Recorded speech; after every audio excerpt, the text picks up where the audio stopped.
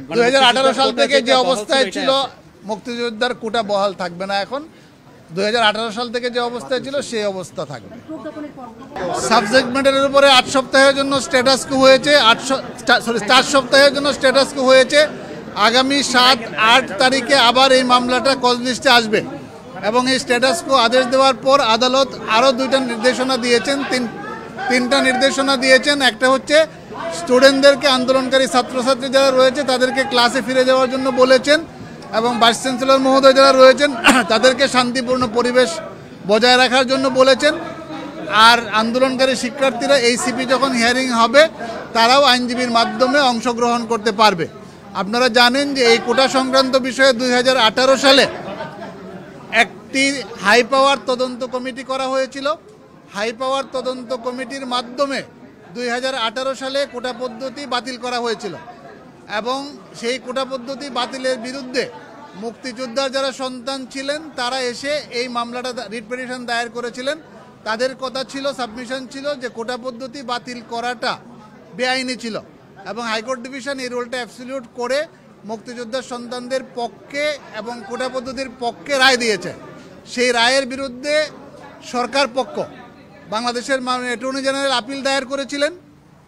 সেই আপিলটা শুনানির জন্য পেন্ডিং ছিল রায় পাওয়ার জন্য, কিন্তু বিষয়টি অত্যন্ত জনগুরুত্ব সম্পন্ন বিদায় আমরা গতকালকে 2-3 শিক্ষার্থীর পক্ষে, 2জন শিক্ষার্থী পিটিশনার হয়েছে, আরও অনেক শিক্ষার্থীরা রয়েছেন, তারা আসছেন এই পরিস্থিতি, উদ্ভূত পরিস্থিতি বিবেচনায় যে বিশ্ববিদ্যালয়ের শান্তিপূর্ণ পরিবেশ ফিরে আনা দরকার এবং যেহেতু বিষয়টি অ্যাপিলেট ডিভিশন থেকেই চূড়ান্ত নিষ্পত্তি হবে, সুতরাং অ্যাপিলেট ডিভিশন থেকে চূড়ান্ত নিষ্পত্তি না হওয়া পর্যন্ত যাতে স্থিতি অবস্থা বা একটা স্টে আদেশ থাকে, সেই জন্যই আমরা এই নিবেদন গতকালকে ফাইল করেছিলাম। মাননীয় জাজ ইন চেম্বার গতকালকে আজকে এই ম্যাটারটাকে ফুল কোর্টে ফিক্স করে দিয়েছেন। আজকে ফুল কোর্টের মাননীয় প্রধান বিচারপতির নেতৃত্বে সকল বিচারপতিবৃন্দ উপস্থিত ছিলেন।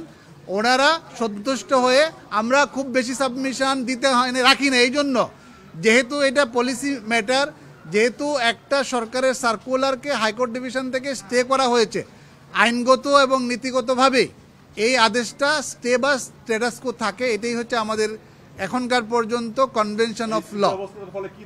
এই স্থিতি অবস্থার পরে দাঁড়ালো হাইকোর্টের জাজমেন্টও স্থগিত থাকবে এবং যে প্রজ্ঞাপনটা বাতিল করা হয়েছে সেই প্রজ্ঞাপনটাও স্থগিত থাকবে, বাতিল থাকবে। তার মানে হচ্ছে 18 সাল থেকে যেভাবে নিয়োগ প্রক্রিয়া চলে আসছিল সেই নিয়োগ প্রক্রিয়া চলতে থাকবে।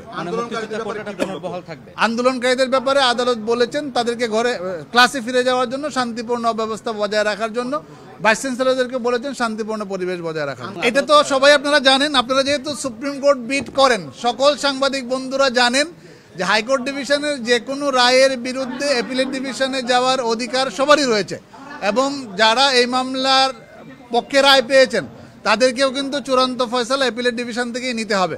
অ্যাপিলেট ডিভিশনের আরও একটা ক্ষমতা আছে, সেটা হচ্ছে হাইকোর্ট ডিভিশনের রায় হয় বাতিল করতে পারবেন অথবা চূড়ান্ত বহাল রাখতে পারবেন এবং 104 ধারা অনুযায়ী মাননীয় প্রধান বিচারপতি এটিও বলেছেন যে ওনারা কিন্তু এটাকে সংশোধন করে একটা সংস্কারমূলক নির্দেশনা দিতে পারবেন অথবা আরও হাই পাওয়ার কমিটি গঠন, যে কোনোভাবেই অ্যাপিলেট ডিভিশন নির্দেশনা দিতে পারবেন এবং বিষয়টি যেহেতু আদালতে আসছে, এখন আদালতের সিদ্ধান্তই চূড়ান্ত সিদ্ধান্ত হবে। আমাদের কথা হচ্ছে যারা আন্দোলন করছেন এবং যারা মুক্তিযোদ্ধাদের সন্তান যারা রয়েছেন, রিট পিটিশন ফাইল করেছিলেন, সবার প্রতি বিনীত অনুরোধ হচ্ছে যে এইটা সবার স্বার্থে স্থিতি অবস্থা দেওয়া হয়েছে এবং মামলাটি যখন চূড়ান্ত সিদ্ধান্ত হবে, যে ফয়সালা আপিল বিভাগ দিবেন সেই ফয়সালা সবাইকে মেনে নিতে হবে। এইটা বিষয়টা খুব অল্প সময়ের, গত 1 সপ্তাহ আগে গভর্নমেন্টের সিপি হিয়ারিং হয়েছিল, সিএমপি হিয়ারিং হয়েছিল, এটা খারিজও করা হয় না, এটা পেন্ডিং ছিল। আর আমরা গতকালকে আসছি, এখানে ধরেন হুইসেল ব্লোয়ার যে কেউ আসতে পারে।